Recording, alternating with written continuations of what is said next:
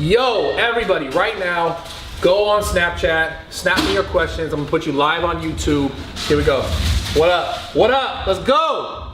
Let's go. All right, guys, so we got some questions coming in. Let's see what we got. Zach Casto. Whoa, wait a minute. In the past year, on what have you gained the most strength in? The bench, the deadlift, or the squat? I love that question. In this past year, he said, what have I gained the most strength in? And it's definitely gonna have to be the deadlift, right? My squat has come along with it, but my deadlift seems to like, every year it gets better and better, no matter what I do. And even like I've been saying lately, like I haven't had a lot of time to like actually consistently train for like strength gains, but I have been making gains in the deadlift just because I like to deadlift. I deadlift often, I train the deadlift, but I don't train it like strength gains. But I will start doing that now. So I'm trying to get an 800 deadlift. That's my goal in the next couple months here. So we'll see if we can do it. Do you want to take a large in the same color? How long can your most effective workout be? I usually have half an hour to an hour max. Okay, so how long can a most effective workout be? So to answer this question, there's no real like, you know, you have to work out for a half an hour or an hour or an hour and a half or 2 hours to have the most effective workout. But you gotta understand that like, it depends on so many other things just in like a time period. Like it depends on your intensity in the workout. It depends on the food that you've eaten throughout the day. It depends on the food that you ate yesterday and how rested your body is. So honestly, I like to keep my workouts just as a rule of thumb around like an hour to an hour and a half, just so I don't burn myself out. But it's gonna depend on everything else you're doing, how much sleep, how much food, how much rest. So all those things make a difference in what's gonna make the most effective workout. Not necessarily just some time period, right? Because it's also gonna depend on what you're doing at the gym that day as well. So, Hennessy legit. Uh-oh, that's not. Brett, I want to know which kind of training you like the best, hypertrophy or power, and which exercise you like for which. Okay, so his question was, what kind of training do I like the best, hypertrophy or power? So, bodybuilding or like powerlifting? Honestly, I can't say either or.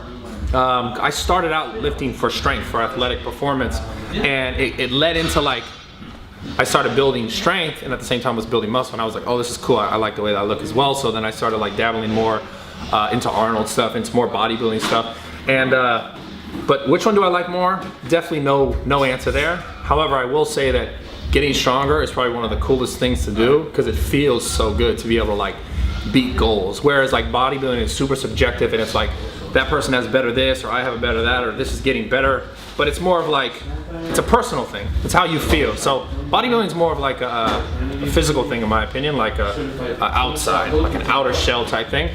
Whereas powerlifting and getting stronger could be more of an internal thing because it gives you that internal motivation or that internal strength to get over things, to overcome odds, to get stronger, really in a sense, and not just lifting more weight, but as a person, as an individual, it makes you stronger because you know that there's certain things you have to do and there's certain hoops or there's certain steps you have to take to get stronger. So it's kind of like you do those things and you get that reward. Whereas like bodybuilding is, you can get bigger biceps, but the reward is the bigger biceps, but like there's no like, I guess there's no like real, I mean, I guess there is. It can go both ways. Either way, it depends what your goal is and what you're motivated to do, but there's something special about like lifting 500 pounds and then lifting 550 and then lifting 600. It's just like a, but then again, I actually feel the same way about it, you get bigger shoulders. So it's person by person. Mine, I can't say which. As far as which exercise I like for either or, it depends which body part. So can't really answer that question specifically, but let's keep going.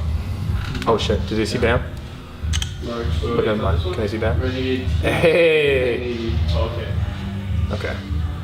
AMG Power, he must have a Mercedes. Hey Brett, how do you get the motivation to start dieting again after like a month of just eating like crap? Oh, what were we just talking about in the gym?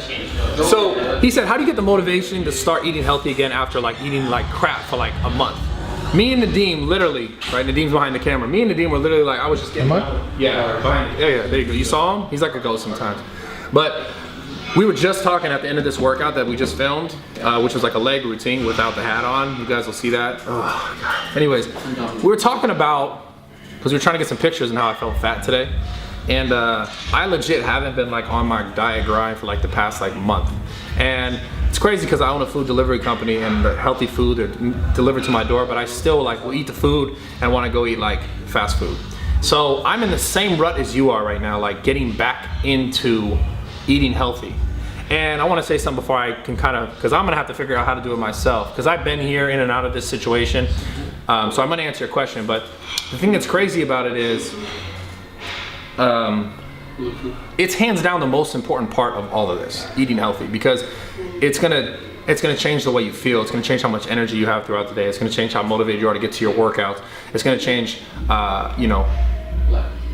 everything. So the eating thing, if you get in a rut where you get constantly used to eating like Sour Patch Kids and In-N-Out and Chipotle all day, every day, and that's like your source of calories, and like Diet Sprite. So if that's what you're doing, like you'll start to feel that will start to affect you. Yeah, they're calories, you get the calories in, but they're not clean calories. You're not gonna feel at your optimal levels, right? You're not gonna feel like you're gonna be able to perform at your highest level. So to get back into it, honestly, the hardest thing is this. You have to like really drive yourself for like 2 weeks, 2 solid weeks of not fucking up. You can't cheat, you can't get out of it. You have to stick to that strict schedule of like, you're gonna eat this many meals, this much, it's gonna be clean. Once you get past those 2 weeks, you can keep going. You can have a little, you can change it, you can fuck up this weekend and keep going. You could eat that cheat food on that day and keep going. But the trick is the first 2 weeks are the hardest. The first 2 weeks, hands down, are the hardest. But once you get past the first 2 weeks, you can do it. So to answer your question, just do it. 2 weeks, you'll get over the hump. I promise it'll be easier from there. So I'm telling myself that, not just telling you, I'm telling myself that. Okay. There's so many coming now. Nope, I'm on, oh wait, he's got a video. Okay, we'll try this one. It's good, it's good. Yo, Bradley, you got any tips for getting back on your diet after you slip up? We just answered that. So, hey, 2 for 1. Yeah, for Friday. Alright, cool. What kind of macro percentages do you consume in a day? Is it possible to shred fat and gain muscle at the same time? Okay, I'm gonna answer his second question. Is it possible to gain muscle and shed fat at the same time? Okay. I love talking about this kind of shit because it's so overly sold, it's so overly gimmicked on the internet. No, it's not possible to gain a ton of muscle. It's not possible to lose fat at the same time. Now, what you can do while you're dieting, right? The goal should be to maintain muscle, to challenge yourself to build new muscle, to challenge yourself to build strength while you're losing fat. That can absolutely happen. So you can maintain strength, you can maintain some muscle. It's more of a body composition change. So, but you can't like drop 10 pounds and gain 10 pounds of muscle like at the same time. It doesn't work like that. It's more like different levels. Like you can do this for this amount of time and then you could do this for another amount of time. So, and the reason why I'm telling you guys like this is that there's so many people out there who sell bullshit and they sell the idea that like, oh, you can gain fat. Excuse me, I always do this shit. You can gain muscle and lose fat in 30 days and just follow my bullshit routine. And it's like, man, shut the fuck up with that. Like, people are doing that just because they want to make money. It's crazy. The reality is your body physically cannot lose fat and gain muscle at the exact same time. That is physically fucking impossible because you have to do 2 things that are exactly different. You have to be in a calorie surplus to gain muscle. Meaning you have to eat extra calories. So you have to eat more food to gain muscle. And to lose fat, you have to eat less food, right? You cannot eat less food and eat more food at the same exact time. It makes no sense. It's 2 + 2 = 4. All right, 2 + 2 doesn't equal 1. Okay, so no, you can't. But what you guys want to focus on is if your goal is to lose fat, is to maintain muscle and to maintain strength as you go down. That should be your goal, to maintain muscle, to maintain strength. So to answer your question, no, you can't. But you can do your best to maintain. Right, and then on the flip side, if your goal is to build muscle, and you're adding calories, right? Your goal should be to like maintain a smaller percentage of body fat as you're building muscle. That's the real key, and I think a lot of guys should focus, especially a lot of beginners, because I get a lot of beginners who say like, hey, I want to do this or I want to do that, and they're skinnier and they're younger and they're like, you know, I want to get a 6-pack and stuff like that, but like their physique, right? They could definitely do well with some more shoulders or some more biceps or some more back or some more legs or some more of all of that, and they're more focused on like, I want to get abs.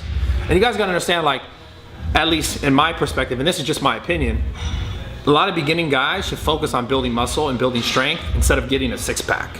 Because if you focus on building muscle and building strength, like, you're going to be able to fill out more, and then when you want to tighten up your diet and lose some of that fat, or maybe a little bit of fat that you added on, or, you know, if you were skinny fat before, then you're kind of filling out more muscle, you'd be able to, just put it this way, you'd be a lot more happy going that route, gaining more muscle, maintaining the body fat level, so keeping the body fat low while you're gaining muscle. So that's finding the right amount of calories to go up in weight, but not overdoing it so you get fat. And a lot of you guys would be much more happier in that route than like trying to maintain a six-pack but then get big shoulders. Like, it's a lot, it's hard, it depends. Everybody's genetically different, like how much body fat you could hold while you're gaining muscle, or how much muscle you could hold while you're losing body fat. So I know I kind of rambled on about that one. I'll talk about this in more in depth in other videos, but let's get back to these questions.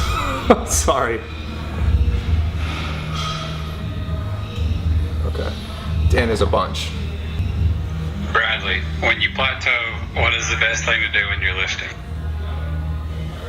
What do you say? When you plateau, what's the best thing to do when you're lifting? Yeah. Okay, so plateau, so he's talking about when you like stall out, or like you've been making gains and all of a sudden like gains stop. So I'm just assuming gains like muscular or strength, you just stick. Like you go in the gym and you keep squatting the same amount of weight and it's not going up. Or you keep shoulder pressing the same amount of weight and your shoulders are getting bigger. So plateau. My best advice is look back on what you've been doing, how long you've been doing it for, and how hard you've actually been working. So it's hard for me to judge on this side of the camera saying like, I know you, because I don't technically know you to a T, right? I do offer like online coaching, meal plans, training programs to people like individually, and I help people with their plateaus to get through their plateaus, but that's on my site, that's a whole nother topic.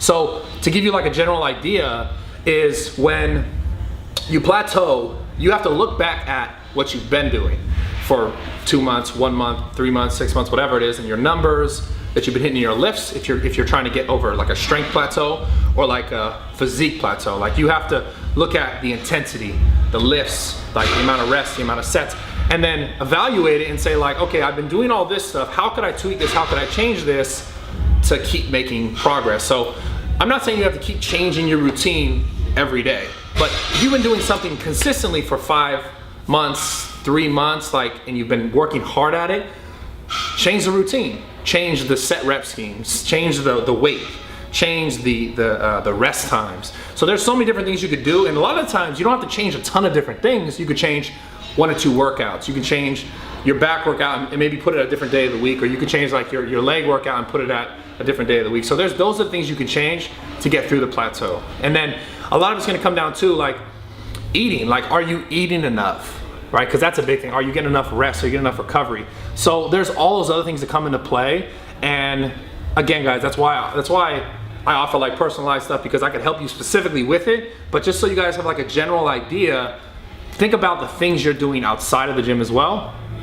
The eating, the rest, the recovery, sleep, all that stuff. Is that working out well for you? Because that's like, or like stress, like are you dealing with shit because your girlfriend, or family stress, or what's consuming your mind? Like all those other things play a big role in your physique and how you turn up, right? And I don't mean turn up like in the club, like hey, in the club, but you know, like how you show up, how your body changes, right? So there's a lot of things to think about, and yeah, so think about all those things and then evaluate them and move forward. You know, what's gonna best help you. So I can't say, because I don't technically know what you've been doing, I can't say what's gonna best help you. Person who asked that question.